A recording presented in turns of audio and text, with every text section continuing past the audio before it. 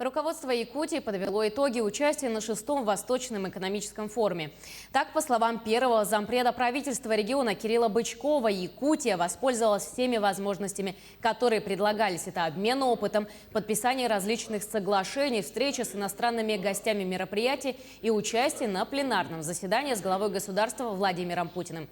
Якутия в рамках форума обсудила ряд вопросов, касаемых строительства транспортной инфраструктуры, благоустройства территорий и благополучия населения. Подводя итоги, отмечено, что республика качественно выполняет задачи, которые становятся перед регионом.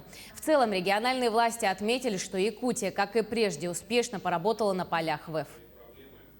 На Восточном экономическом форуме особенно важны те совещания, которые проходят с участием президента страны Владимира Владимировича Путина. И вот как он оценивает развитие Дальнего Востока, тоже очень важно для всех регионов. И когда он говорил об окупаемости инвестиций, в первую очередь имелись такие эффекты, которые возникли на данной территории и на Дальнем Востоке.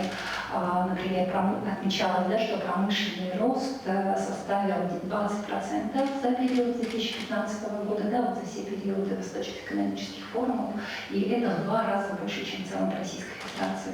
У нас в республике промышленный рост за тот же период составил 24%.